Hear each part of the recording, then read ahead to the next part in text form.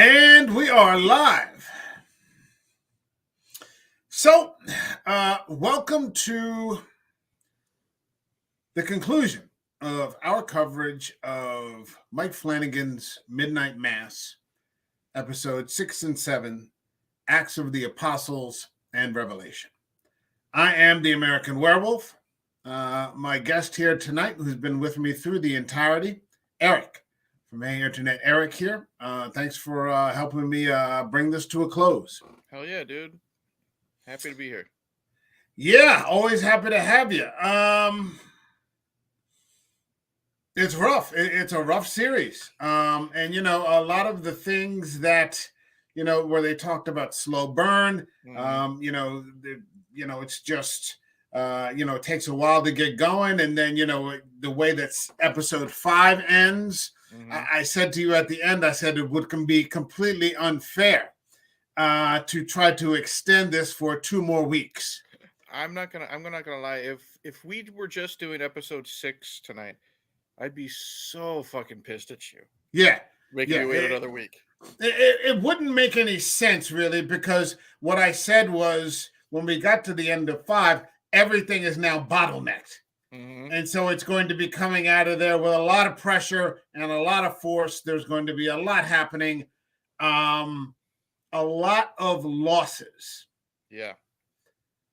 Some victories, but a lot of losses. And I would not begin to say that this ends anywhere close to what you might consider traditionally what you would call a happy ending. Not at all. Not at all. Even though there are some survivors, when you think about it, what they're going into and what they're left with is not happy at all. Yeah. 2 people make it. 2 people make it out of the end. Let me hear just real quick, as we start off this final episode, what you thought of these final 2 episodes and its conclusion. Are we talking, we're going to do 6 and 7 separately? Yeah, 6 and 7. Just what did you think? 6, I think 6 was another one of those slow burn episodes up until about maybe halfway, and then we got everything thrown at us. And that's why I said, if you would have made me wait another week, I would not have been happy, because I probably would not have told you, but I probably would have watched it anyways. Yeah. But I would have rewatched it for tonight, for the next one. And then I suspect that's what Gore's doing. Yeah. With 7, I could not predict where it was going. I was yelling at my TV a lot. Lots of oh shit moments being yelled. And then the ending, I enjoyed. It also left me very depressed. Yeah, it's heartbreaking. And then it also left me, because we'll get into it, because there's still some likable characters that do not make it, and a lot of surprises that I did not realize was going to happen. But it did leave me wanting to know more what's going to happen to these 2 survivors we mentioned, because of who they are and what they have lost and what do they have left. Right. Well, let's just get right into it. The episode begins where episode 5 ends, and Riley has now become a small heap of paper mache. In fact, what you're probably seeing there were the clothes that he was wearing, and the bits of ash, that looks like someone dumped out an enormous ashtray, are probably the pieces of Riley. Yeah. It's an extremely rough scene. Erin is back there on the boat. She's obviously in shock by what she sees, and she begins to make her way finally back to the shore, doing what Riley told her not to do, but what he said she was going to do anyway, which is to try to go back to the island and help people. Right. Go ahead.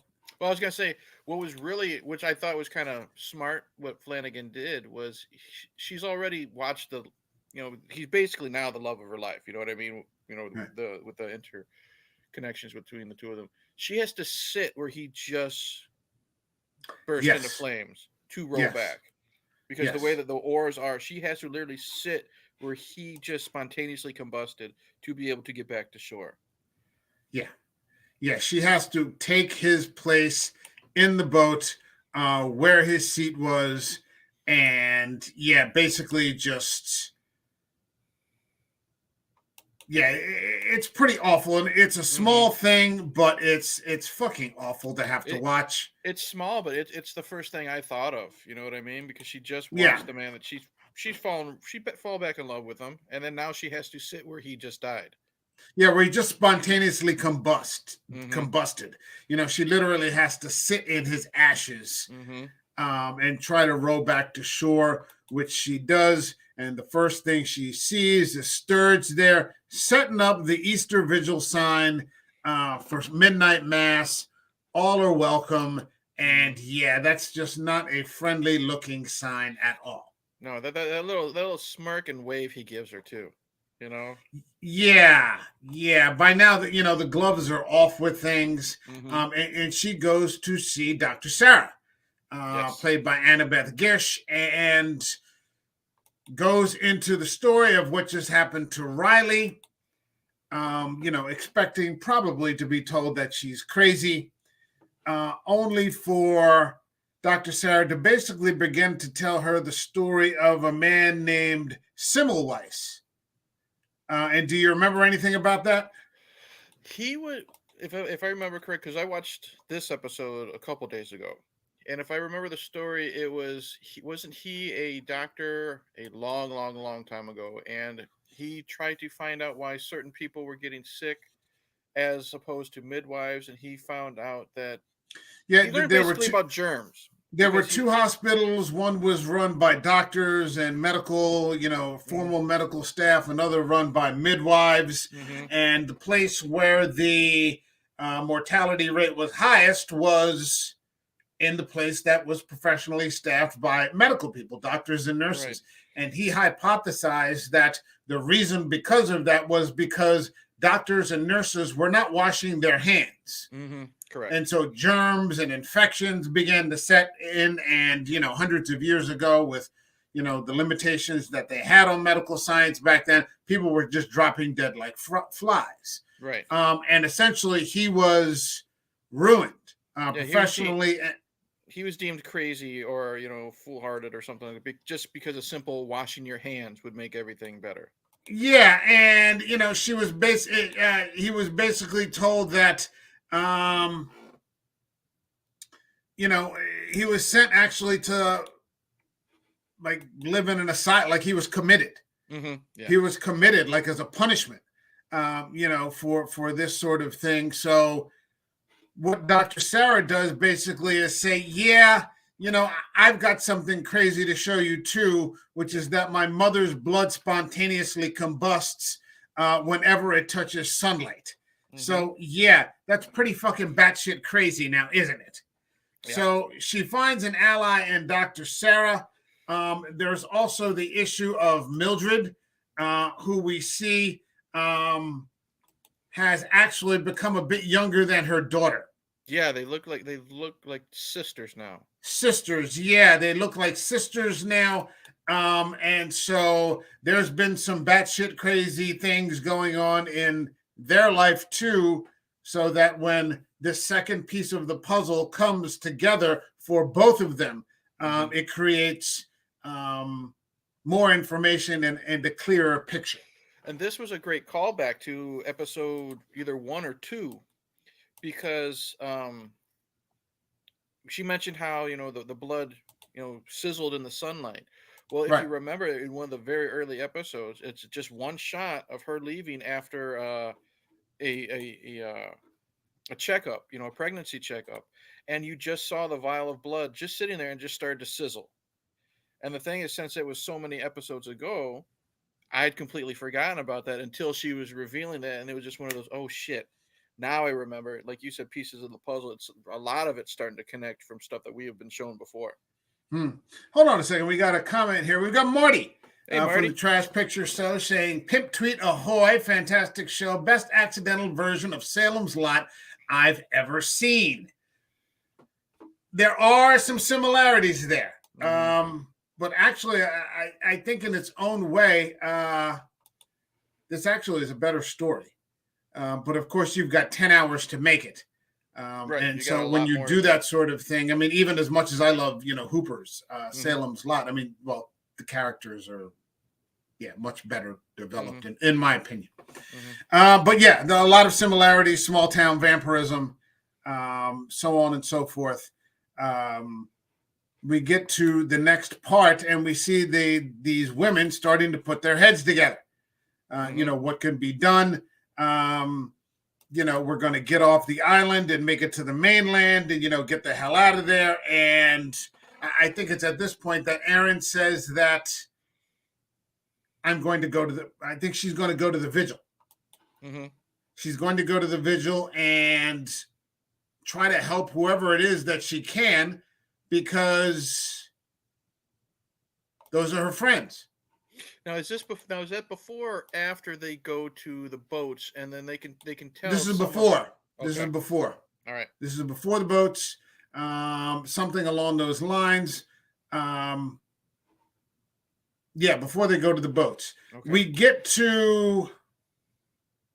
So I mean, I think at this point they don't have any plan except getting off the island. Correct. At this point, we come to Henry Thomas, who is approaching Monsignor Pruitt about Riley's letters. Yeah, because the last time we saw Riley before he was with Aaron, he was watching his family sleep. And he's watching. They showed no example of him just like leaving a letter to them. It made it seem more like he was wanting to feed, and then he changed his mind. That's what it seemed like to me. Yeah, but it turns out that he actually left letters for every individual person, his brother, his mother, and his father, telling the truth. So that when Henry Thomas, and I can't remember his character's name, it all sounds just fucking crazy. Yeah. It sounds batshit crazy. So he approaches the Monsignor, who's basically, just still lying about everything, and says... Henry Thomas is Ed. Ed Riley. So, I mean, he takes the letters, he takes a look at them, and it starts out in a funny way. Hold on a second, because there's the message from Riley in the one note. And it just says, because maybe he believed that he would send it to the Monsignor, remember we are dust, and to dust we shall return. And that you can see that gets under the Monsignor's skin. Yeah. It gets under his skin because Riley's basically telling him the truth. This isn't some biblical resurrection. Right. This is fucked up. Yeah. This is not, like, because we timed this kind of right. This is not, Easter. No one's coming back. Nothing like that. This is basically, this is nothing good happening. Yeah. This has nothing to do with any kind of, second, new covenant or anything like that. These are fucking monsters. And then we get Aaron going to Riley's mother and basically telling her that Riley is dead, which she's basically just not prepared to hear. Yeah, she did not want to hear it at all, and her reaction and just shutting her out and shutting her down was completely justified, because she doesn't want to hear that. She doesn't want to believe it. Yeah, and it's hard to find fault there. Right. No one wants to hear that your son is dead, and I think some part of her recognized that it was true. Right. And probably the vast majority of her recognized that it was true, but yeah. She still didn't want to believe it or process it. Yeah. She wasn't ready for that yet. So then we get to Dr. Sarah, who comes to the sheriff. Mm-hmm. And we get a little background story on the sheriff with that. Do you want to get into that a little bit? I mean, it was nice to finally know why he was, or why he transferred to this little Why he town. was there? Yeah. And if I remember correctly, it's because it was after, right after 9/11, and that's when he joined the force because he wanted to help. And he moved up the ranks helping fighting terrorism. You know what I mean? With, learning the language of Middle Easterns, and this and that and this and that. But he was still always looked like an outsider because he was still Middle Eastern, and he just basically couldn't take it anymore. And I think there's some Yeah. harassment and such as well. What ends up happening is that after 9/11, he goes to work for the NYPD and the Joint Hmm. Terrorism Task Force with the FBI, and all they're basically doing is shaking down Muslim kids. Yeah. They're shaking down Muslim kids, university kids. Hey, we just busted you with some weed, but if you, listen for us, in this mosque, we'll reduce those charges. So they're not combating terrorism. They're just harassing innocent Muslims. Hmm. And then eventually, what the NYPD realizes is that holy shit, we brought all these Muslims onto the force. What if they're all double agents? Hmm. Yeah. And so everybody just fucking turns on him, Yeah. and he ends up just having to leave. And then he tries to maintain his dignity, but then his wife gets cancer, Hmm. and so her dignity is taken away. But you know, when that happens, he just leaves, and Hmm. he ends up having to beg, I guess, for this position, where he receives mixed reviews, and a lot of that comes out in the next in these two episodes here. Hmm. How people have actually felt about him this whole time. Um, and so Dr. Sarah's asking him to investigate the church, Hmm. which he doesn't want to do because he doesn't want to screw up what little piece of security that he has between him and his son. He has income. His son's in a safe town. He doesn't like it, but it's secure, from the rest of the world, so to And the thing speak. is, for the, we get to find out, how a lot of people think of him, but he's still somewhat well respected. You know what I mean? In this very, very, very thin law force. I don't know if he's the only cop on the entire island, I think but he is. He said and it's one office in the back of a supermarket. okay, and but the thing is, he doesn't want to rock the boat. You know what I mean? Because he's already done this shit before back in New York. And this is what he got away from, and now he doesn't want to question. Like, he doesn't. He says something like, "You want me to question Beverly, of all people?" He Yeah, brings her up. yeah, That's like Pandora's box right there. yeah. There's no benefit for him, and I Right, think looking at it from his perspective, you can see that he's not he wrong. doesn't exactly understand. Well, clearly he doesn't understand what's happening. Right. He just understands on this surface level that he's being asked to investigate the church on a place where Hmm. he's got a slippery grasp on any sort of security anyway. Right. So Sarah understands it. One of the things that really got me was that all that time that he had been there, and you got to figure he's been there at least a year or something along those lines. He said no one had ever asked him why he was there. Hmm. You know, Yeah. like no one ever bothered really to ever hold a conversation, like a real conversation. You get to know people for a while. Even Joe and Riley, after one or two AA meetings, started, really To to bond. talk and Yeah. connect. And no one had Made an effort tried with to him. do that with it. Yeah, no one made any effort to get to know him at all. Hmm. You know, and so yeah, it's a tough spot. He's being asked And then he makes the to comment. get into. He makes the comment like, "I don't even carry a gun," and she was surprised. She's like, "You don't carry a gun?" Like, Right, no.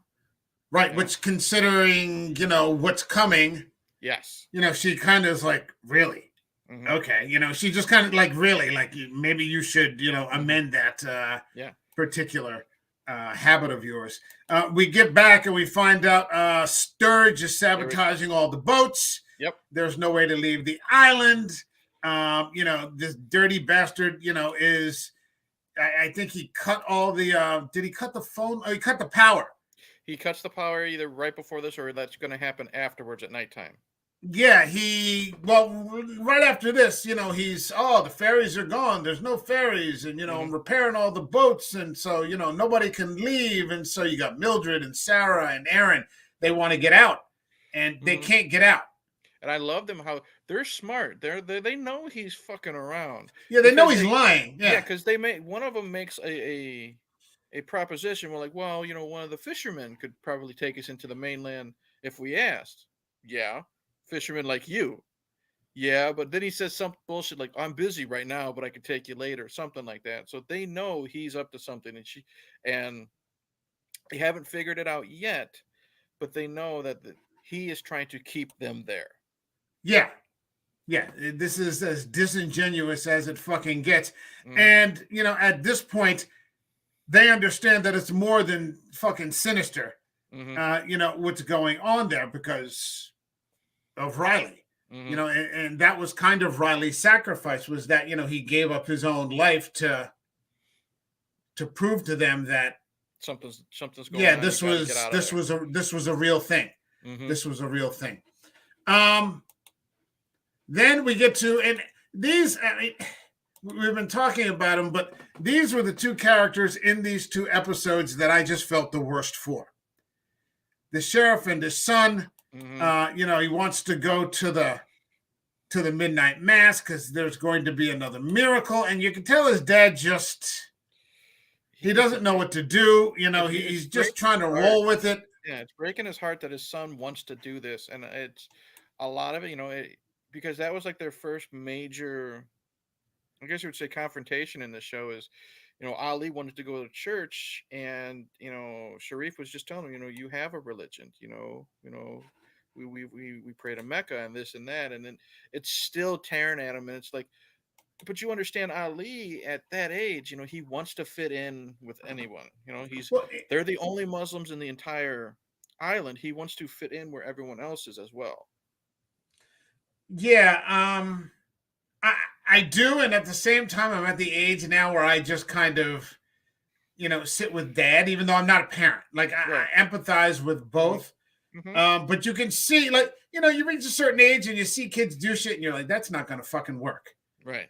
You're like, that's just not going to fucking work. And so, with especially the way that things end, it's just so fucking heartbreaking. Yeah.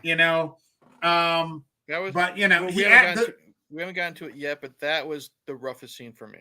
Yeah, same here. Absolutely. Absolutely. It's the same thing. What ends up happening was everybody, in this creepy fucking, they're singing Psalm 96. And it was so spooky. Yeah. Yeah. And it's just fucked up. They're all going to church, for the Easter vigil, and you're just like, this is fucking, it's like inverted. It's like, some sort of evil mass, some sort of black mass or something like that.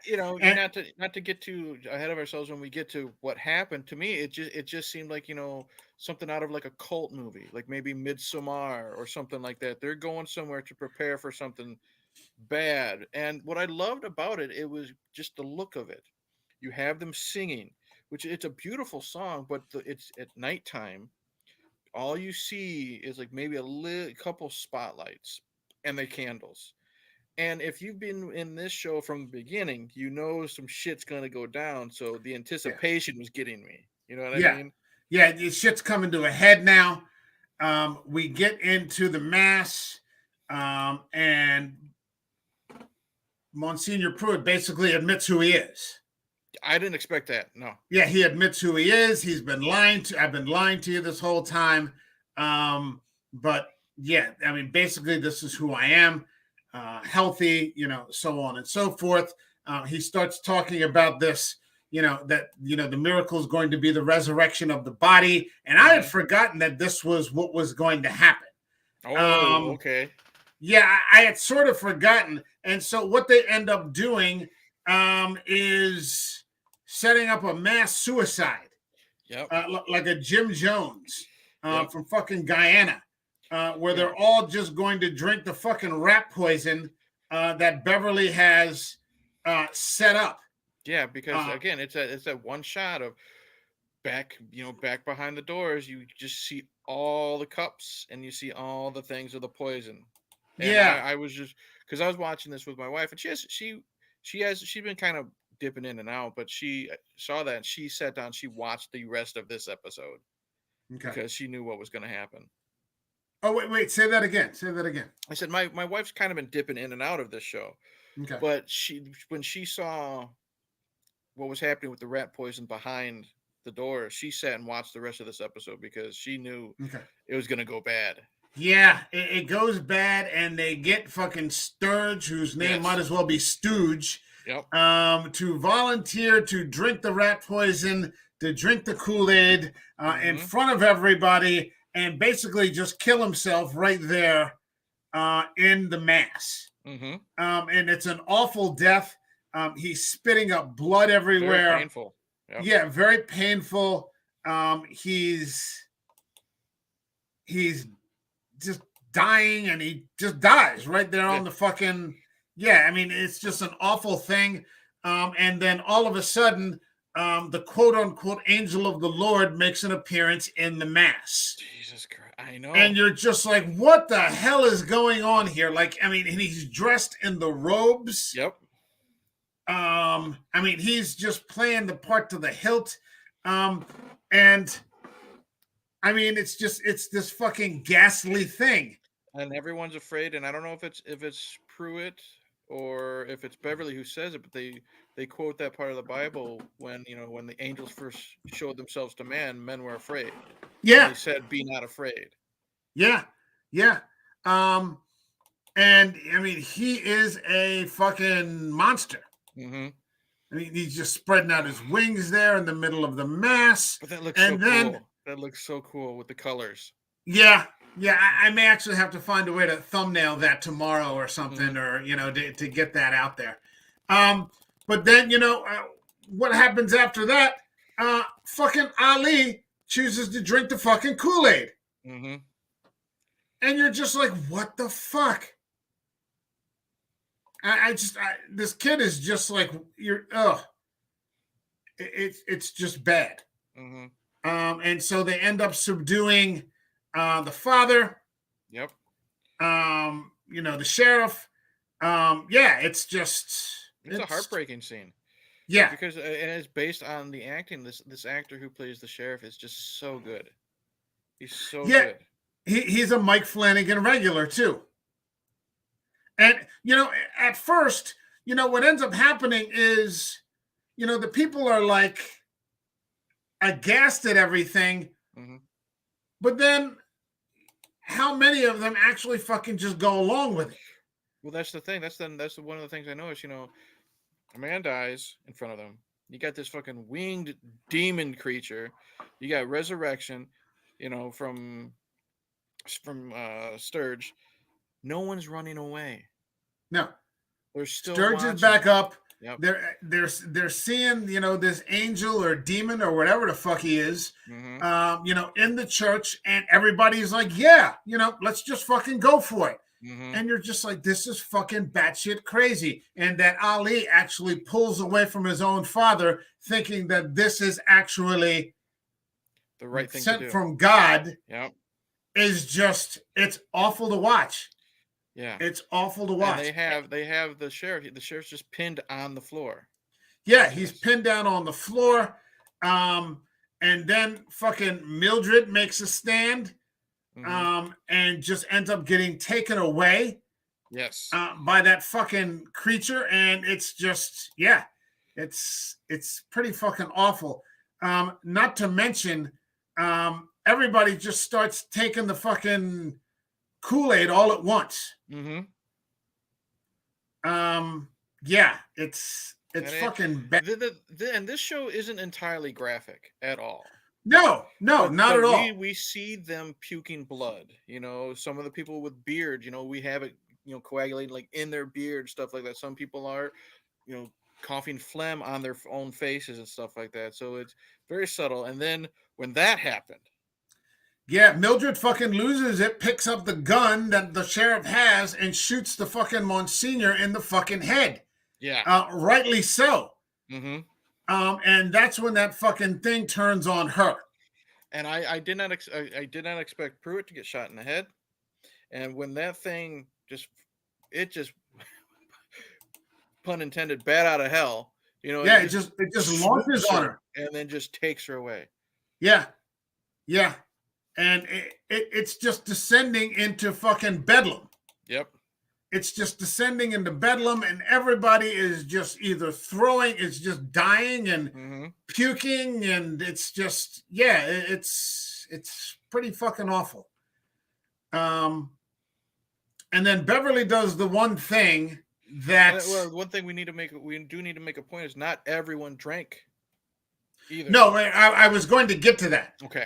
I was going to get to that. Not everyone drinks the fucking Kool-Aid. Mm-hmm. But what ends up happening is Beverly does she does two things. One, she orders Sturge to close the fucking doors. Mm-hmm. So the people who don't drink can't escape. Can't get away. They can't get away. Right. And so when the people end up coming back to life, for lack of a better term, because Monsignor Pruitt has been putting the vampire blood in the mass wine. Yep. They've all slowly been becoming. This is the thing that's been healing him, and that we've been talking about all this time. And when they die, they all fucking come back to life, and then it just descends into fucking bedlam. Feeding frenzy. Yeah, it descends into a feeding frenzy, and the one mother wants to eat Lisa. Yes. She just wants to eat her own fucking daughter, and it just turns into this awful fucking feeding frenzy. And the one thing that galled me worst of all was that Beverly realized that she had the potential to be lunch, and she fucking ran. Well, and here's another thing I pointed out. Me and my wife were talking before all this happens. Like, when you think about it, when there's like these mass suicide things and cult leaders and all the poison stuff, they're always they're usually the last ones to drink it. Because if you look at it, Monsignor didn't drink it, Beverly didn't drink it either. No. And then, like you said, the realization where she better get the fuck out of there too. And I just love that Aaron fucking realizes, like, you ran. Yep. And she's like, well, if you shoot me anyway, I'll be back in 5 minutes. And she just fucking shoots her point blank. And then just like an 80s fucking action hero star, she says, okay, we got 5 minutes. We got 5 minutes. Yep. And they all just fucking run for it. And it was sad too, because Riley's dad was one of the victims. I did not expect that, because, everyone's escaping and Riley's dad is back being chomped on as everyone else. But yeah, I love that. Well, I'll just be back in 5 minutes. Boom. Okay. No hesitation. And then Beverly does the second thing that she shouldn't have done. She has Sturge reopen the doors. So that everybody that hasn't gone to the mass is now potential victims. Yep. Is now a late night snack. Yep. And here's where it starts to get really fucking bad. And I mean, there are a lot of feelings in this. There are a lot of emotions. We get to Mildred and Monsignor Pruitt, and they're just both fucking talking. And I think it's at this point that Monsignor Pruitt realizes that this is all spun out of control. This is not control. Yep. It's spun out of control, but even more importantly than that, it wasn't what he thought it was. Right. This was not some, present from God. This was not, a miracle. Right. This is an abomination of anything. Yeah, this is like the highest form of blasphemy. And I thought where it was really the worst was where he asks her, "Did it hurt you?" Yeah. And she's like, "Yeah, Yeah, because that's the first it thing. hurt me." Because again, now she looks even younger.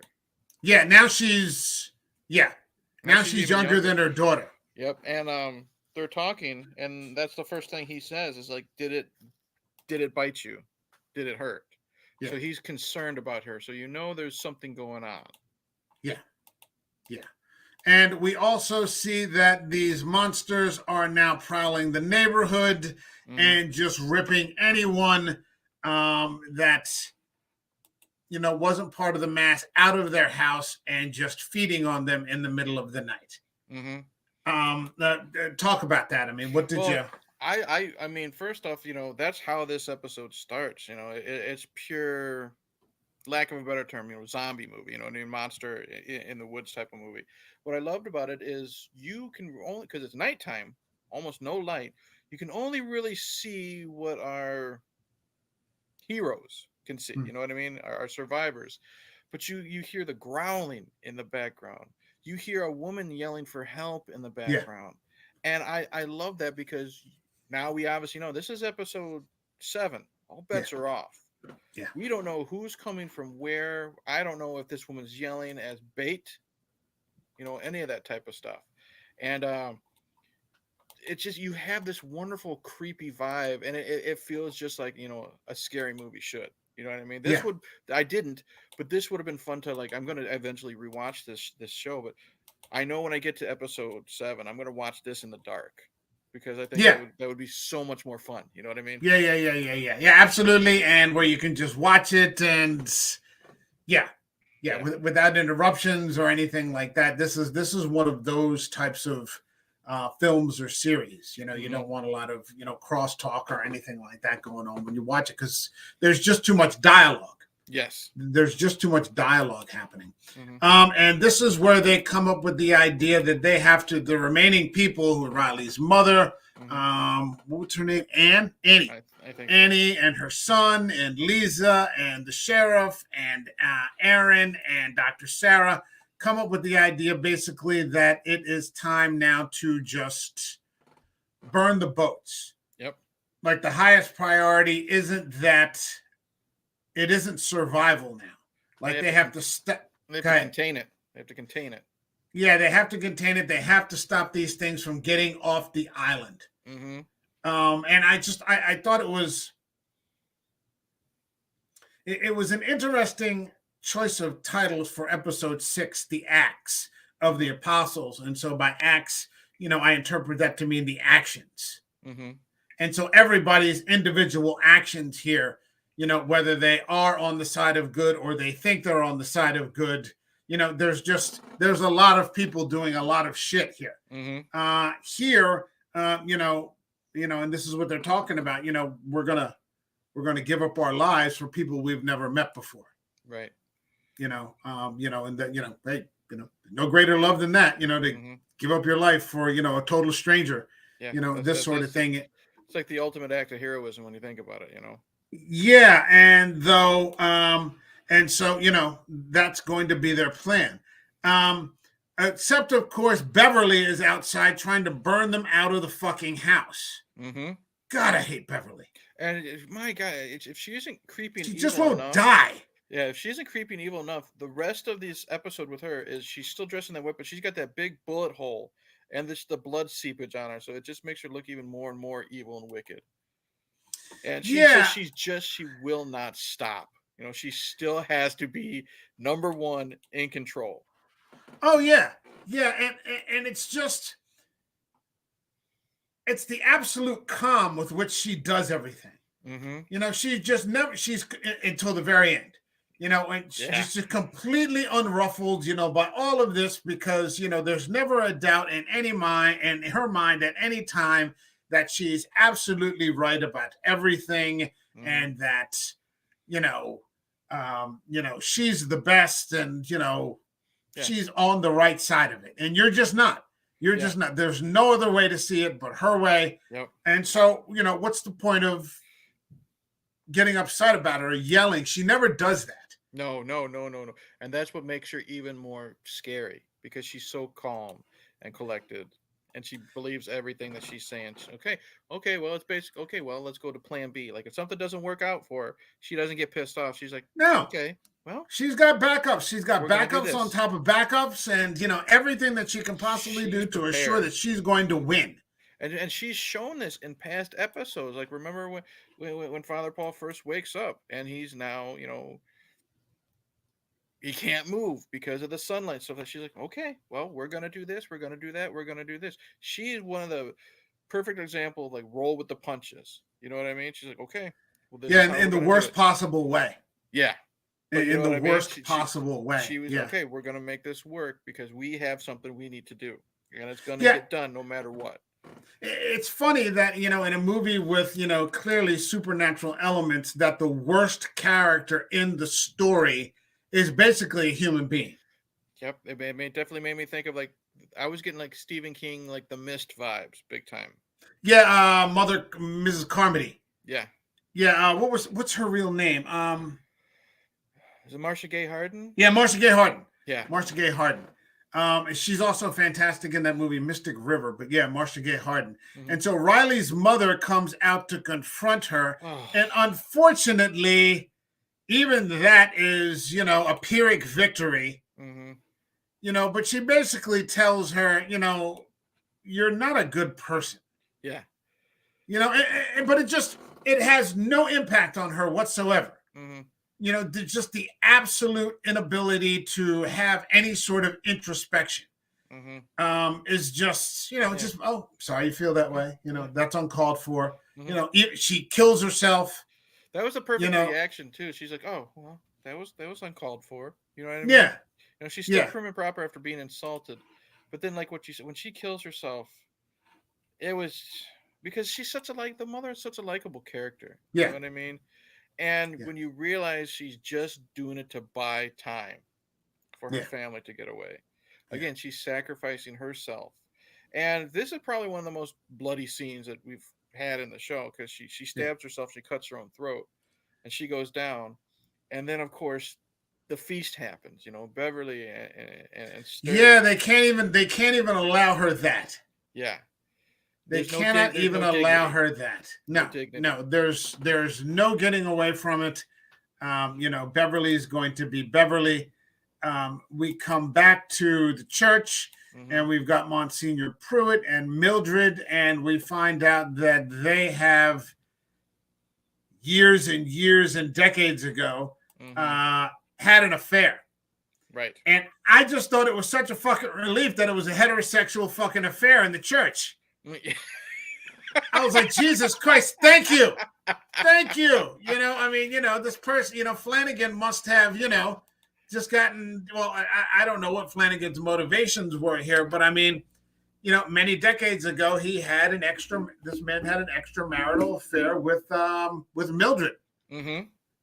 And Dr. Sarah is their child. Yes. And that his entire motivation for doing all of this was that bringing it back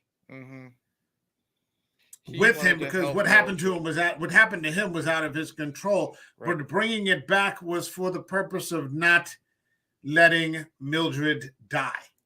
And see, here's the thing.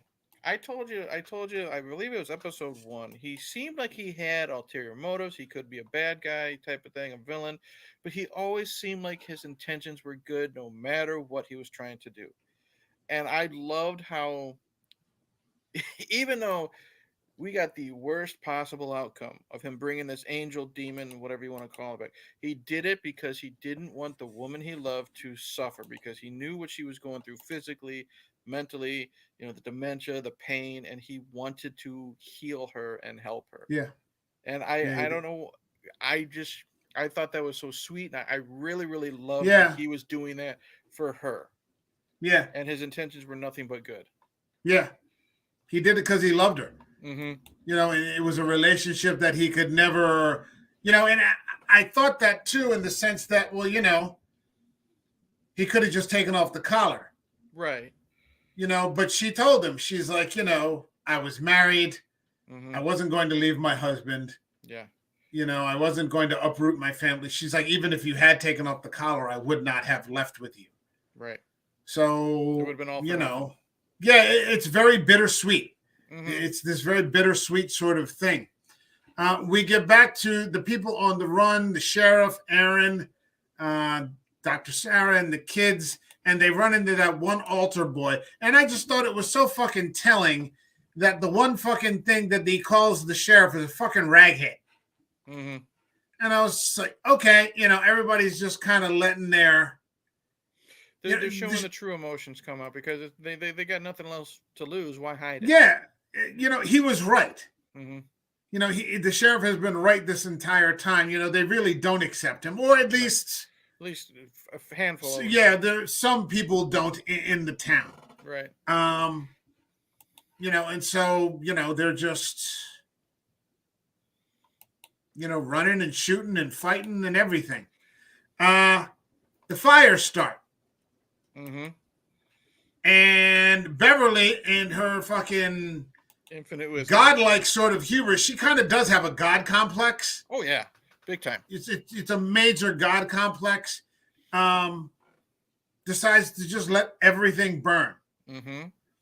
And her, it's like that pride comes before the fall. Mm-hmm. And that ends up, we find out later, being the thing that fucking undoes all of them. That was another holy shit moment when I got to that, yeah. Because we don't know her motivations yet, because she keeps quoting the Bible. When they're setting all these houses and places on fire, and you don't know what it's building up to yet. Why are they doing this? Why are they burning down all these specific buildings and these homes? Yeah, it's kind of rough. And then we come back to Henry Thomas and his wife, Ed. Is it Ed? Ed, yeah. Ed and Annie. And unfortunately, Annie has come back. Yeah. But unlike most people in the town, and I thought this was a good scene. I loved it. And that, well, not just this, but when you saw Ed moving through the town, mm-hmm. he's like Riley. He's horrified by it all. Yeah. He wants no part of it. Yeah, he wants no part of it. And I just thought that was very cool, like father, like son, as much as, and we talked a lot about this, of imperfect fathers and imperfect sons, mm-hmm. but in their own way, without realizing it, they were very much alike. Yep. And you notice that, like, when everyone started drinking the stuff, he was one of the first ones, him and his wife, he was one of the first, he grabbed her, he's one of the first ones that started going to the back of the church. Yeah. Trying to sneak away. He wanted no part of this from the very beginning. And she talks about, I'm hungry and, my stomach hurts. And he's like, I feel it too. He goes, but I didn't. Yeah. I didn't. And he looks at her and he tells her, he goes, whatever this is, don't change who you are. Exactly. Because some people have just, you let them off the fucking chain and they've just been ripping and tearing and killing people. And we find out later on, it comes back to haunt quite a few of them, because just in this blood frenzy, they've just gone out and been massacring people. Mm-hmm. And I just want to say, there's a really, just as an aside, there's a really nasty thunderstorm happening right now. I saw some lightning in the background, yeah. Yeah, because we had almost 90-degree weather today. Dude, I don't know if you saw, like, my Facebook and my Twitter posts, like, we've had 2 tornado warnings, like Friday. And then we had tornadoes last week too. We had a tornado warning Friday night, so we were down there, down the stairs, and then just yesterday morning. Was it yesterday morning or the morning before that? I'm in the shower getting ready for work, and I listen to music on my phone, and the music's interrupted by a tornado warning at 6:15 fucking a.m. You know what I mean? And it's just been nuts. We're supposed to get damn near 80-degree weather next week. It's just so crazy the way the weather is now. We had 86 today. It's 76 now. It's supposed to rain for hours, drop back down into the 50s for a couple of days. Uh-oh. You see? You jinxed yourself. Now you're frozen.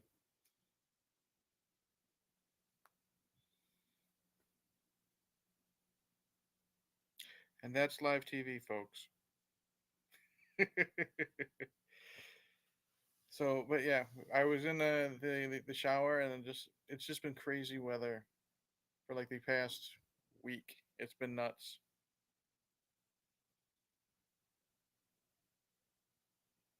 So I don't know what to do, but I'm going to try to keep this going.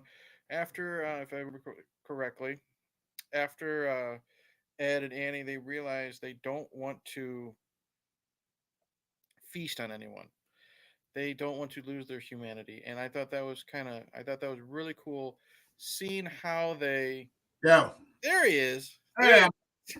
like I was saying, when you were frozen, I said you kind of jinxed yourself with that, talking about that. Yeah. Yeah. Yeah. Well, Yeah, that, hopefully that's all it'll be, and we can get through this. yeah. I was just saying that it was cool to see that they still had their humanity during all this fucking monstrosity and this chaos happening. Yeah, and I mean, that was one of the main. Maybe I didn't realize it at the time, but that was a huge subthread or part of Riley's character was his humanity. Mm-hmm. That he was suffering just so much Yeah. over what he had done. Mm-hmm. Or you contrast him with, and he comes back home and his family doesn't know how to react to him, and his father is just so pissed off, Mm-hmm. and everybody's just walking around on eggshells. But you contrast him with someone like Beverly, Mm-hmm. who just gives rat poison to dogs, Yep. and just doesn't even blink, Mm-hmm. and so, Ed and Riley turn out to be, very similar.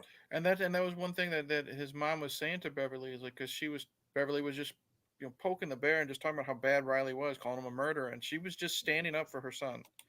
You know Yeah, what I mean? There's a difference between the bad things that Riley and Beverly do. Riley, and I'm not making light of the situation with the drunk driving manslaughter incident, but he just made a dumb fucking decision, a dumb mistake. You know what I mean? And the right. thing is, Beverly, she's doing this of her own fruit. I mean, she knows what she's doing too. Riley did, getting in the car and all that stuff after drinking, but she is maliciously poisoning animals, 100% sober, willing to sacrifice so many people without blinking twice, with Yeah, no regret. yeah, because it's all about her. Yep. It's absolutely all about her. Mm-hmm. So I thought that was a really great scene. Mm-hmm. Um, not yeah, yeah. I was gonna say I had feels of Interview with the Vampire there, Mm-hmm. but they don't last long. Right. Very brief. It doesn't dwell on it overly because once things start to happen, it just keeps snowballing until Mm-hmm. the snowball reaches the bottom, and then it's just kind of over. Yep. It's like an avalanche. It's this huge fucking wave of, you know, shit, just coming at you of death, and then it's just over with, and you're like, oh, Mm-hmm. and that's kind of how this is. We get to Lisa, and they Mm-hmm. actually accidentally walk into the fucking dragon's lair. Yes. And you barely see it because, like, again, Mike Flanagan, he's so good at using the darkness. You have Yeah. to really squint to see, see if anyone watches this. That's not because of your computer or anything like that. That's how No, dark I it is know. on I the know. screen, and Yeah. that's what makes it more scary. It's like being back in the cave with the fucking thing. Yeah. Like And it's feasting on somebody. they're in a house, and she pulls out a gun, a rifle. Oh yeah. Joe's. They go to Joe's trailer. Yep.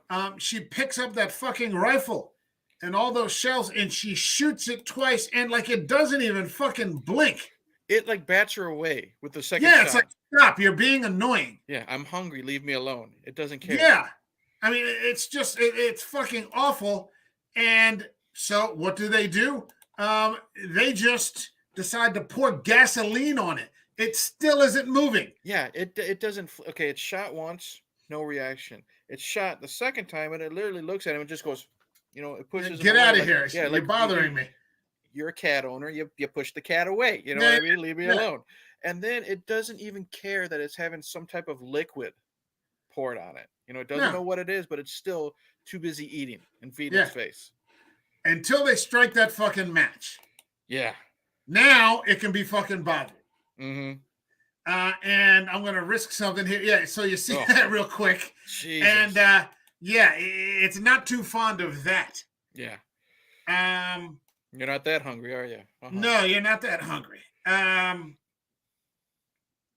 So, I mean, there's a lot of shit going on. People are getting away. They're trying to, I don't know, survive. Everybody's trying to survive or feed, or it's chaos. Yeah. And in the middle of this, we get to the fucking crowning achievement of Beverly, who decides that the father is no longer good enough to lead because he's a fraud. He's he's an idolater. Get behind me, get thee behind me. I mean, she even God complexes on Monsignor Pruitt because he basically tells her, like, this is wrong. Like, we're the wolves here. Yes. We're not the sheep. These are the wolves, and she just no. And that's another thing. We keep praising the actor. I feel like an asshole. I can't remember his name, but the guy who plays, Pruitt or Father Paul, whatever. You believe the regret he has. Yeah. He this isn't some bullshit line that he's saying to his love or whatever. He truly 100% knows he did the wrong thing. And there's so much regret that's just etched throughout this story. I mean, with all the characters. Yeah.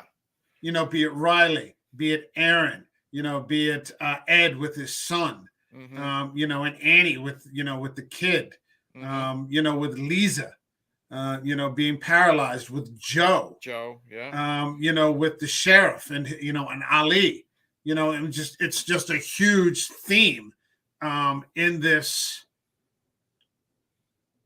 story. And I struggled to, and I think it does, although because I'm trying to put all 7 episodes together now.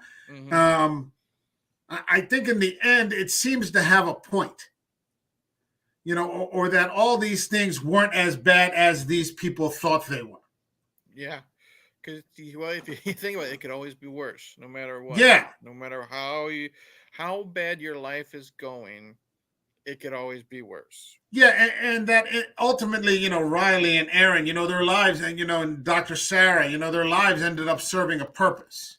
Yes. It didn't seem, because that's what they couldn't figure out. Why am I even here? All these things that I've tried to do have failed. One guy's been in prison for 4 years. Why am I back here again? And then when everything sort of folds out, these unlikely people become the heroes. It made me go back to that old saying that God has a plan for everybody. You know what I mean? If it wasn't for Riley getting attacked by the angel and then self-sacrificing in front of Aaron, he wouldn't have been able to start the ball rolling. So he might not, God had a plan. If it wasn't for that drunk driving incident, he wouldn't have been in the mind frame of like this. He wouldn't have gone back home. He wouldn't have done all this stuff. You know what I mean? Yeah, all these things had to happen. Ultimate purpose. To save help start saving these people. Yeah. Yeah, it's a hell of a story. It's a hell of a story. I mean, this is as good as anything I've seen Flanagan write. I never got to finish Bly Manor. I know Hill House was a motherfucker, and he's done the films, but I mean, to write this entire thing, and then have it come back at the end, to sort of resolve all these small pieces. You're just like, fuck, man, this is good. Yeah, we'll give to final thoughts once we're finished with the episode. But of the 3 TV shows, this is definitely his best one. Definitely his best one. Okay, I struggled a little bit with Bly Manor, and I'm going to have to go back to it. Yeah, I'm going to have to go back. I'm going to finish it because I didn't finish it. I would say go ahead and start it over from the beginning. But I will say of the 3, I think Bly is probably the weakest. And that could be because Hill House was just so fucking good. You know what I mean? It was hard to top that one. Then you had Bly, which is good. It's just not as good as Hill House. But then Midnight Mass just blew them both away. Blew the doors off. Yep. Yeah. So I'm ready for like this possible Dark Tower series that he might be involved in. And well, we got Fall of the House of Usher. That's coming this year. That's coming very soon, right to Netflix. It'd be nice if he got in that Clayface movie, but I imagine that's years down the road. with the stupid James Gunn, whatever. And it's well known. You're not big on like the slasher stuff, but even you yourself said you'd at least be interested in a Flanagan Nightmare on Elm Street film that he was trying to get off the ground. I don't remember saying that, but I would look at it. Yeah, I don't remember saying that, but yeah. Mm-hmm. Yeah, I mean, I trust Flanagan. Right, that's what I meant. Like you might not actually pay for it, but you know what, you would actually give it a shot. I'd have to buy it. Like I don't do downloading anymore because I realized I was talking to somebody the other day about UFC, and I was just like, now the WWE with the merger, I'm like, well, there go the prices, and they're like, if you're still paying in this day and age for UFC, I don't know what to tell you. And I'm like, you're the other dumbass that's driving the prices up, aside from fucking UFC. So I don't do that, the downloading. But what I would do is, well, yeah, if it's Flanagan, I'll do it. But I mean, well, either way, like I've seen people who buy tickets to other things and then go, see, whatever. If it pops up on Amazon Prime, you pop it in for 15 minutes and give it a shot. If Flanagan dropped it in the theater, I'd go see it. I went to see Dr. Sleep. Yep, that's true. And if I had an opportunity, I'd see Hush. I've been hunting for Hush on physical media for forever. I can't seem to find it anywhere. I don't think they ever officially released it. You have to know somebody to know somebody type of thing.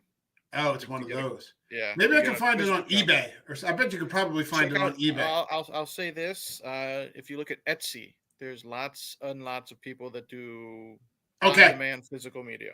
Yes. I have a copy of You Won't Be Alone. Mm-hmm. It's a Canadian BDR. Yeah.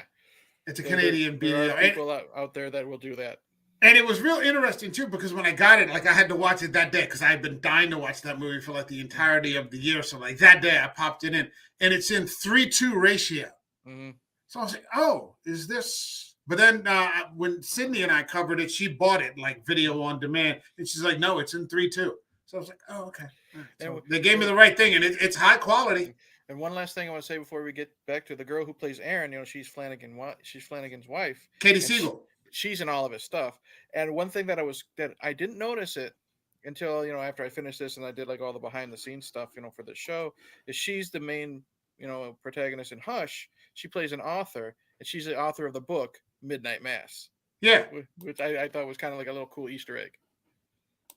Oh, is it? I don't remember that. Okay. Yeah, she's an author and she's writing Midnight Mass. Okay. So I've only seen that once, and it's on Netflix. Yes. I might actually watch that again. Yeah, I really liked it. I thought it one time, but I really liked it. Yeah. That I'm not. I like slasher films as long as it's a decent film. Mm-hmm. It's the difference between that and Maniac. Yeah. Well, there's a big difference between a good home invasion movie like Hush and then Maniac with Elijah Wood. Yeah, I like Elijah Wood. I love Elijah Wood. We've talked, and I said, when we saw The Hobbit and that first movie came out, and I think in the extended edition they have Frodo, and I just almost got up and clapped. I'm like, it's fucking Frodo, Frodo lives, man. And and then fucking Ben came up, and I'm like, oh, that's not Frodo. It's big Frodo. Difference. Yeah, big difference. So here's where we start to get into it. The feeding frenzy starts to die down. Right. As they start to burn the boats. Mm-hmm. The rest of the town is burning. The only two things that aren't burning are the rec center and the church. Yep. And so Bev's plan is to put everybody in the rec center, and tomorrow they'll go over and get tomorrow night they'll go out on the boats, go out on the mainland, and just start blessing everybody. And Sturge is like, well, they've burned the boats. She's like, well, we can call the ferry back tomorrow, and we'll figure. She's got an answer for everything. She's always got plan B. She's got an answer for everything. And this was one of the worst things I've seen because the theme of regret comes up again with this character that we've never seen before named Howie. Mm-hmm. And Howie is confused, and he wasn't part of the mass, and he doesn't understand what's happening. And he thinks he's murdered his wife and his two children. Mm-hmm. And he is just distraught. Yeah, he doesn't understand why. Yeah, he doesn't understand it. He's like, I think I killed my wife tonight, and I killed my two girls, and I don't understand what's happening here. And the way that Beverly just treats this She it, Uh, it she it is she can beyond. It is. it's just ice Yeah. cold. Ice cold. Yeah. Well, if you had gone to mass, Yeah. you would have understood It's your because fault. everything was explained to people. And Mhm. so basically, it's all your own fault. Yep. Not only that, but you're not allowed to come into the rec center with us because Mhm. she's become God now. She's Mhm. going to choose who comes in and she's going to choose who gets cast out. Yep. She has become God. It's like you're getting cast out of the Garden of Eden. Yeah, pretty much. And, even it's funny because when she has the confrontation with Monsignor Pruitt falls back. Mhm. Like nobody stands up to her. Right. Even in this, new stage of things, she has now grabbed the entirety of it, Mhm. even from the Monsignor. And so the Monsignor goes into the church and he finds Dr. Sarah, who Yeah. is, it turns out, his daughter. And it's funny because we went through all those episodes before where she would explain when she was a little girl how Monsignor Pruitt was always staring at her. Yes. Remember, they were making the That's the jokes first because she turned she out was to be with gay yeah, and she she was with her thought that they girlfriend. knew. Yep, she was with her girlfriend at the potluck dinner, and he was always staring at her. And again, is it because he's a man of faith and she is a sinner because she's a homosexual? Right, Now you know why he was right. staring at her. That's my kid. That's my That's daughter. my I'm all. daughter, and I I love know it's her, and I want her to know that I love her, but I can't tell her that. And he never really does get to explain it. no, because I don't remember what he says, but he says because she's pouring gas all over the pews, and he first thing he says is good for Yeah, you or something like that. But he says this like heartwarming, I'm proud of you, I love you type speech, and she just gives this confused look. You know yeah, what I because he mean? says, your mother and I are really proud of you, Yes. and, we just want you to know that, I couldn't be. And then all of a sudden, fucking Jesus. Sturge Yes. just puts a fucking round in her chest. Yeah. That had me yelling at the TV, dude. And I was like, what? I had forgotten about that too. Like I Mm-hmm. said, I've only seen this the one time. Mm-hmm. And I was just like, you fucking piece of Yeah. shit, Sturge, what the fuck. And he goes out, I would have been happier if he had like ripped Sturge's head off. Mm-hmm. But he doesn't have that in him. No. He just doesn't. At the end of the day, he is who he is, which Mm-hmm. is this sort of, majorly failed priest. Mm-hmm. But he's not a violent man. No. He certainly doesn't have, murderous intentions towards people. And then he does this really awful thing where, he and Mildred are there and he tries to give his daughter the blood. He's trying And to I was save like, her. no, don't do that. Yes. Because I had forgotten Yeah. now. With the He's trying exception of the very ending, I had forgotten. I was like, don't do that. Don't do that. And I she know. spits it out. Yes. I understood why he wanted to do it. He wants to save his child. But Yeah. she did not want to become one of them. And excuse me, when she spit it out, as bad as I felt for the Monsignor, I was happy that she could die without becoming one of them. Yeah. She could just die in peace. Yeah. Because she's such a good character, such a good person. Yeah. Annabeth Gish is just great. And then we get to, and they want to take her to that place that she always liked to be when she was a little girl. Yeah, the little spot by the lake. Yeah, the little bridge by the little marsh. Mm-hmm. And they turn around and I thought this was fucking great while they're all arguing. The sheriff is fucking dousing the rec center in gasoline. Yeah. I just thought this was fucking great. Yeah, he's still doing it. Yep. They're like, what the fuck are you doing? He's like, I'm sorry, I just can't let you have this last building. He goes, I think we got it. He just starts telling them in this very matter-of-fact way. Yep. He's like, well, I think we got all the rest of them, but I can't let you have this one. I'm sorry. There's nothing I can do about it. And, this is, Beverly is just fucking outraged because, of course, it's something out of her control. Can't spoil her plans. Yep. So she ends up shooting the fucking sheriff. Yeah. Shoots him twice in the leg, and then she shoots him in the fucking stomach. Yep. And what is the quote from the Bible? Oh, that the fucking I don't remember. oh, when the sun comes up, it goes on the, like the just and the good and the bad. Mm-hmm. You know, like the sun's coming because that's what they're afraid. The one thing that she has concern for is that they have accommodation when the sun comes up. She understands that much. Mm-hmm. And so she shoots him, but he basically tells her, I just got to spark this up, and you guys are fucking marshmallows in a Yep. couple of hours. We toast. Yeah, and who fucking lights it up? I mean, This was a fist pumping moment for me too, dude. I love yeah, this moment. yeah, it's just fucking great.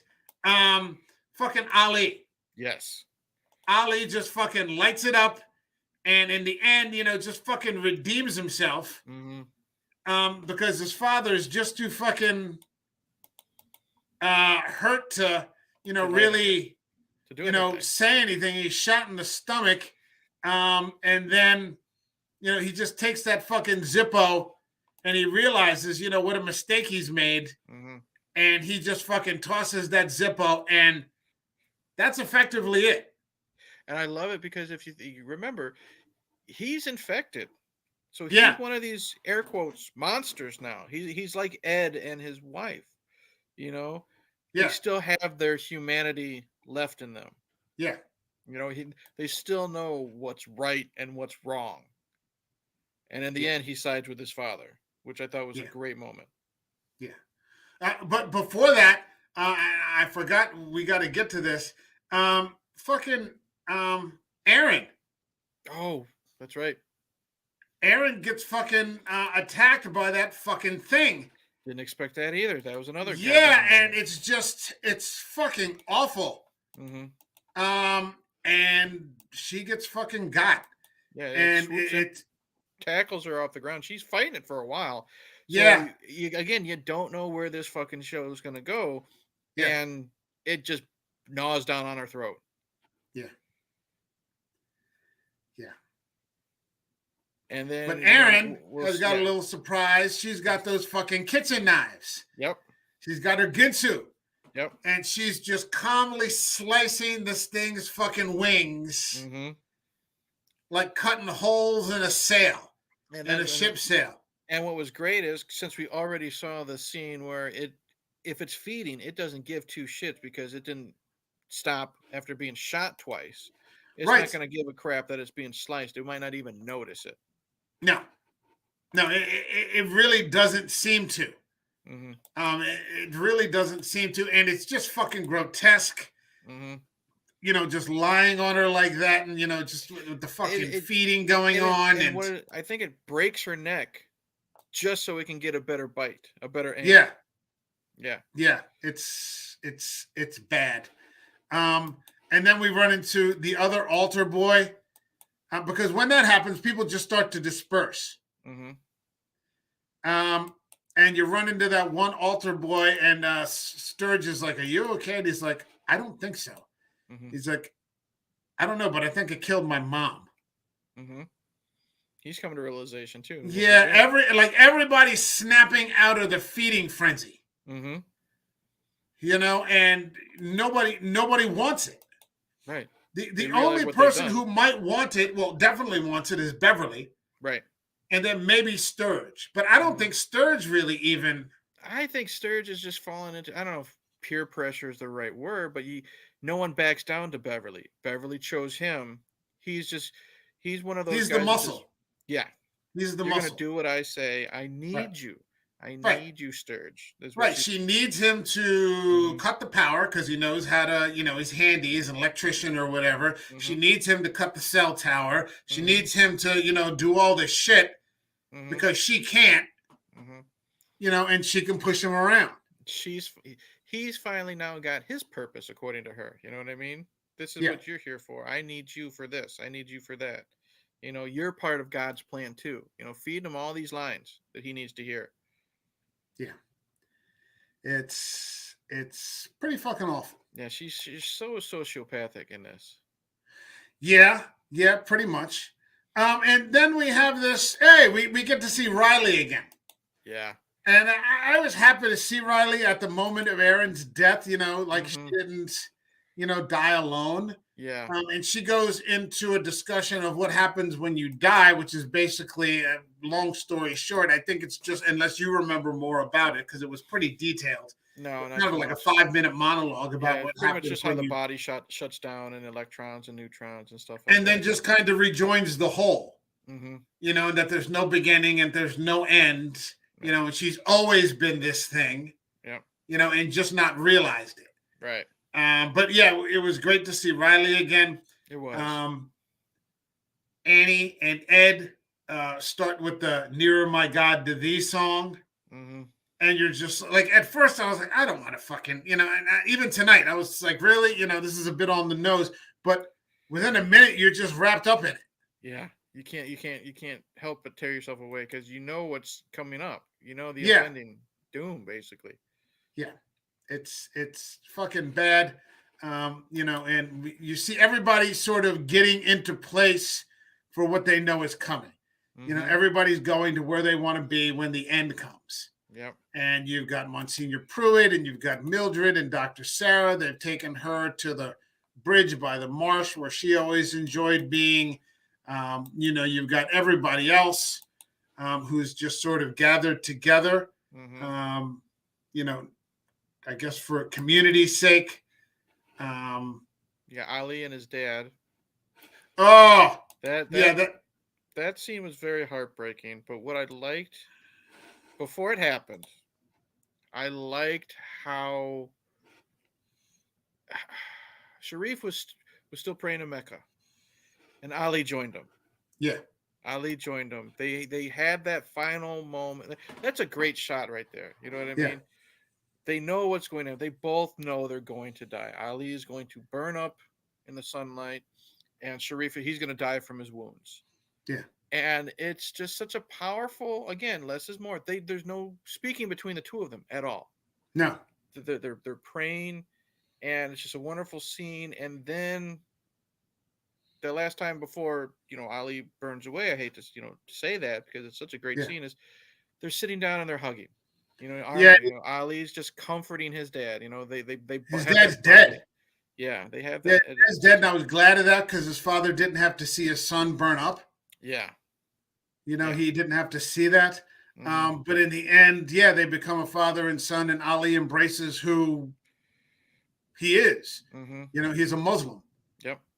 You know, um, it's very sad. Hmm. Yeah, if you haven't seen this, and we've got a couple of people in the stream, and maybe you've all seen this, but Hmm. if you haven't seen this, this is on Netflix. This is an incredible fucking series. Yeah. And yeah, I mean, I remember Marty said earlier on, it's like an accidental version of Salem's Lot, but A little bit. it's Salem's Lot if you had 50 years to improve the story. Yeah. If you had 50 years to work on the Salem's Lot story, this is what you would come up with. And like 4 more hours as well. Yeah, yeah, 4 more, yeah, and 4 more hours to do it. An incredible fucking thing. One of the things that I enjoyed the most is it's funny because when you see Ali over there, who is right next to them, and I love the contrast here. But Beverly. Yes. Beverly is right next to them, and we just saw this beautiful scene with Ali and his father, and there's Beverly, and she's just all alone. Yep. And There's no one to comfort her. there's no, and it was just like I said, it was just a beautiful scene. Here, Hmm. it's bloody, Hmm. and it's desolate, Hmm. and yeah, you're right, she's alone. And this is everything that she deserves, and probably a lot more. And then what does she do? Oh, For the yeah, first time ever, she's no longer in control, yeah, and she is scared shitless. yeah. Because she She after she after starts digging in the fucking sand to try. In my opinion, I thought because she wanted to get underneath the sunlight, she oh wanted yeah, to hide. yeah. After all that talk about the afterlife, Yep. It finally hit her. She was Yeah. still afraid. She didn't want to take that chance. All these people here are meeting death with as much grace as they can muster Mm-hmm. after this absolute horror show. Yeah. And there's a man and his father, and he's been gut shot, and they're just praying, with as much serenity as they can muster, Mm-hmm. And there she is, the most righteous person in town, in an absolute panic All alone. No one. to get Yeah. away. Yep. And that's what I like And is it's the first time we saw fear in her eyes. yeah, She's yeah, this stoic iron, it's a a term like people like to throw out. The perfect resting bitch face. You know what I mean? And this is the first time we finally see emotion in her, and it's fear. And I love that because again, we keep praising all these actors. This actress is so good here, and I love that contrast of her, her my way or the highway, and now she's afraid for her life. yeah, yeah. And she just starts to burn. Mm-hmm. Yep. There she is. Yep. And when it starts, she screams, and then she just, I love that her face just turns to ash. Yeah. And just cuts the scream off because she doesn't have a fucking mouth anymore. Yep. No vocal cords. They're gone. Yeah. Yeah. It's just, yeah. It's as close to justice as we're going to get here. Mm-hmm. Yeah. Hold on. Let's see if I can grab. Yeah. I mean, she's just, her face is, she screams until her face disappears and then there's just no sound. And I hear the thunder outside your window. I said, that's her yelling at you. You know what yeah, I mean? exactly. Yeah. From the next place. But what ends up happening is, and I loved about this too, was that when the sun comes up, the hymn just burns them, and then all in mid-note, the fucking hymn just stops. Yes, and that's one thing I was gonna say because right when she screams and stops, they don't get to finish singing. No, it's just done. Yeah, it's just cut off, and the whole fucking town is burning. And what I like is we get to see her burn, but we don't see them. It's just it's you have to visualize it in your head. Yeah. And I think again that's what I love. That's what I think is great storytelling. It's like, in my opinion, it's like reading a book. You know what I mean? You put the visualizations in your own head, and that's smart from Flanagan. Yeah. And then we come back to the final scene where they see the angel sort of flying away, and you're left to believe that it's probably not going to make it because he has to make it 30 miles to the mainland on those slashed up wings. And the last time we see it, it's not just one or two cuts. She has just she's wings. Just diced his wings to pieces. They're shredded. And then Lisa says, I can't feel my legs. Because I was waiting for that. And I was just like, well, wait a minute. How are they going to resolve that? And that's literally the last line in the show. In the show, I can't feel my legs. And then all of a sudden it just cuts to black. And there's no sound or anything during the credits. Complete silence. No. The credits just roll and that's it. Damn. Now the only thing. Okay. The very end of the episode, I'm glad that they are back to normal. Yes. At least, I hate to say it, I'm glad Lisa is, back to being paralyzed. You know what I mean? But it's just now I'm wondering because I liked her a lot. I liked Riley's brother, but now they have nothing. And I think, in my opinion, aside because the island was already dying to begin with. You know what I mean? There's hardly anyone there. Now it is officially dead. Where are they gonna go? I think that's a bigger gut punch to me because they're still kids. Oh yeah, their family. They have zero unless they have someone on the mainland. And then what are they going to tell the people on the mainland? You know what I mean? Yeah. It's not taken away from. It's not a negative thing. Don't take me wrong. No, but there's no happy ending. Exactly. There's no happy ending. The happy ending is that they get to live. Exactly. Are they probably going to be traumatized the rest of their life? Oh, fuck yeah. And that's what I loved about Hill House. Hill House was about this family that had been broken by this fucked up haunted house experience. Decades later, they were just all in their own way fucking broken. Mm-hmm. You know, so yeah, I mean, it's very bittersweet. Mm-hmm. Like I said a couple minutes ago, Salem's Lot with 4 extra hours and a better story. Mm-hmm. It's a hell of a thing. Is there anything that you Final thoughts that on we didn't touch on that you think we should? this episode, or do you want to? Are we going to talk about the show in general? In general, we're here. I We're not thought, gonna have another chance. honestly, dude. Again, like I said, this was in my queue. I didn't know when I was going to get to it, and you pretty much pushed the button for me. Hey, let's do this. So I'm like, Right. and I am so happy I did. Yeah. This show is probably one of the best shows I've seen, episode to episode. I think because, like, I think you've said it before, because there's only 7 episodes. You know what I mean? Right. It's done. It's not going to outstay its welcome or anything like that. From episode 1 to episode 7, we have fantastic characters. We have great backstory. We sympathize with a lot of them, not just Riley. We have fantastic acting. We have kept saying how many times less is more on this channel. Between you, me, John, everybody, less is more. The most powerful scenes for me is when it's two people one on one and their acting shines.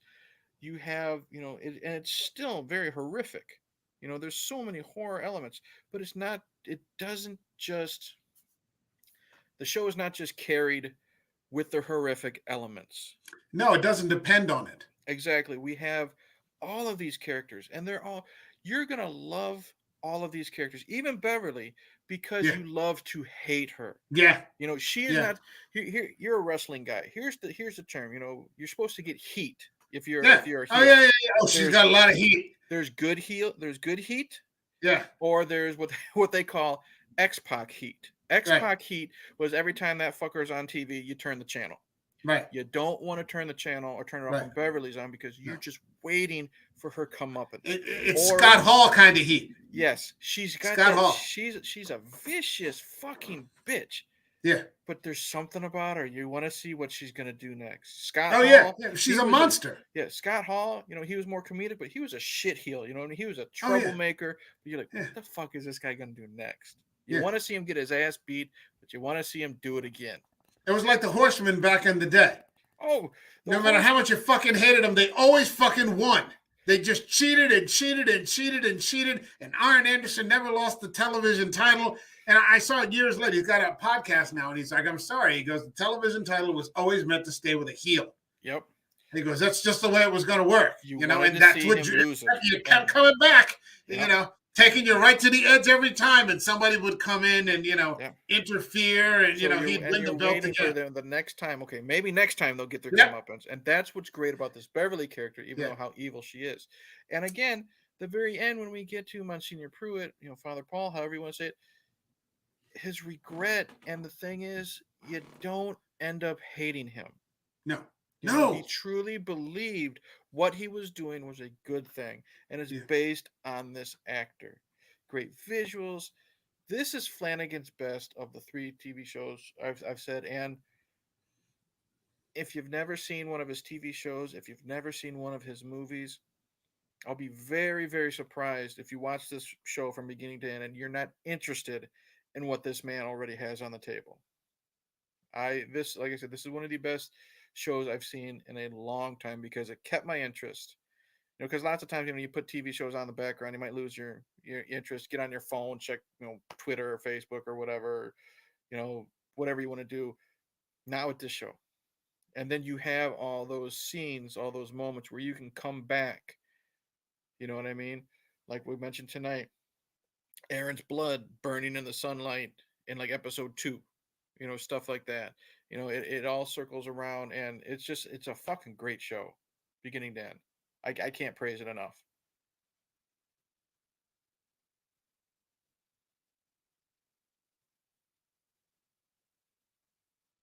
All right. Well, that's it. Uh, I think Mike's frozen again.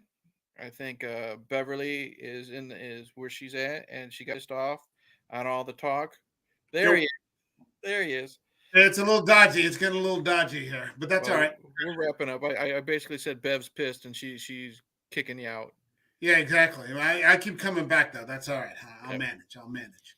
But yeah, I So was saying it's just such a fantastic fucking show, and I'm glad yeah, you came up with the idea. But like, hey, 7 episodes, let's get on it.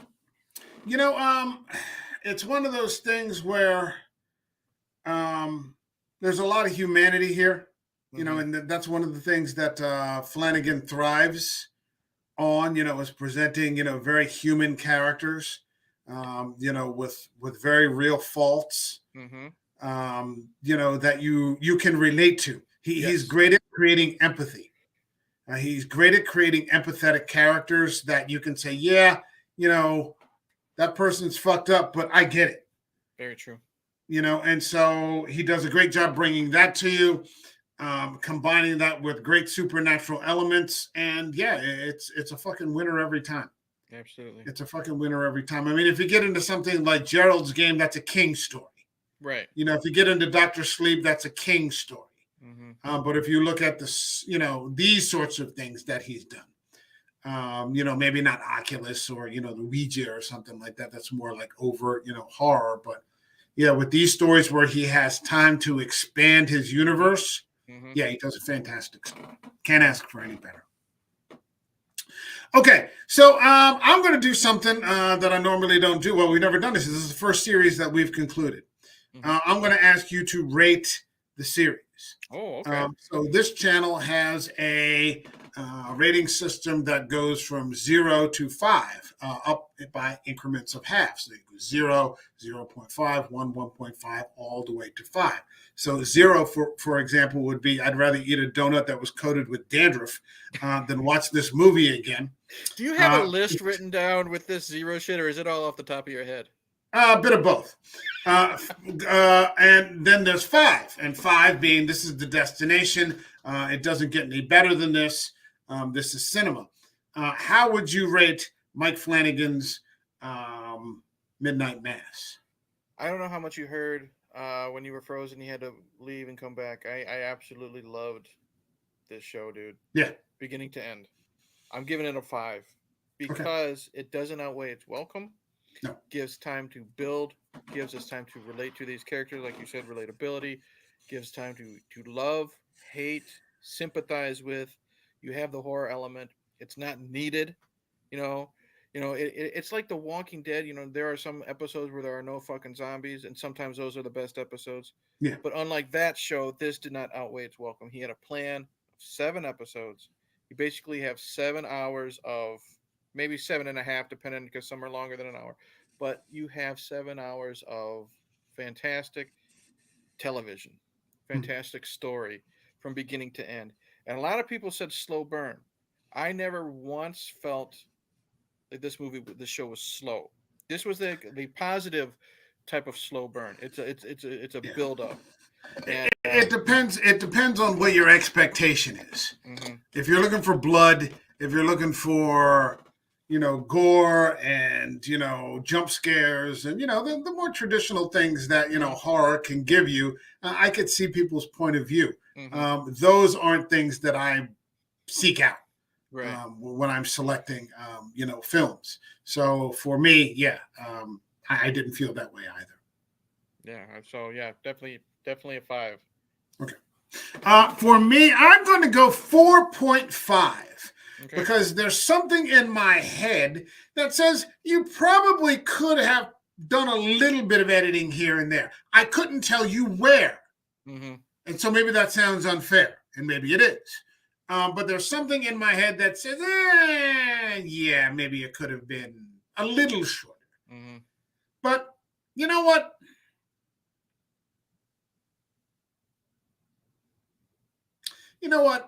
I'm gonna amend that. I'm going to go to 5 because I can't pick imaginary slights or imaginary imperfections. Mm-hmm. If I'm going to rate something honestly and I'm going to take away a half a point, then I should be able to say why. Yeah. And since I can't, then yeah, I'm going to go with 5. As good as it gets. Yeah, as good as it gets. I can't wait for the House of Usher. Me too. Yeah, and yeah, it's a good time. First time covering a series. and I think it was the right thing to do. I'm enjoying doing the Penny Dreadful with gore. And that's the right thing to do. So yeah, maybe in the future, we'll down the road look at some more series to get into. Yeah, we've talked. And yeah, we'll do that. Oh, I'd love to, man. I'd love to. This is.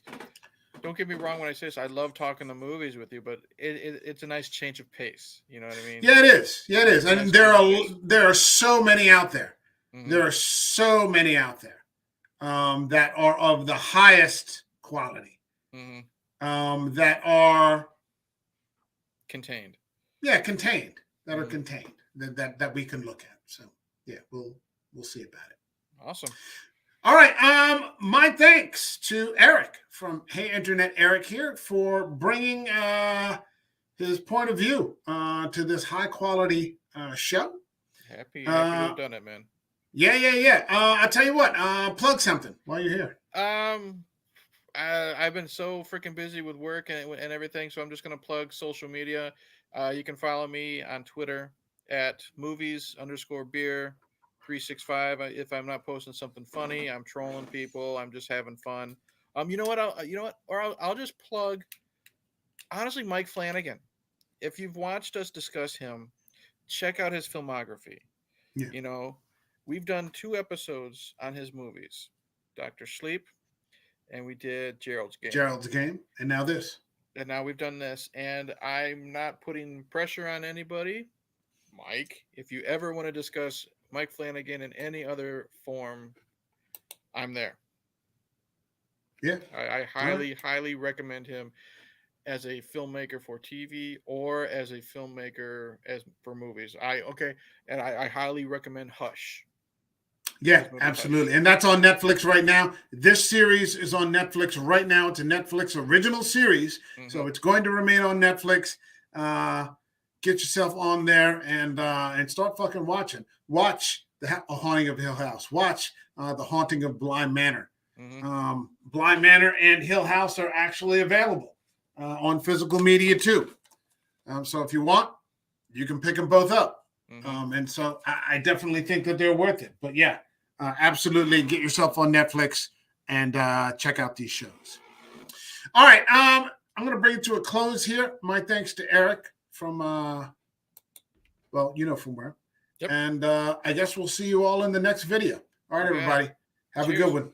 Peace. Go watch something good.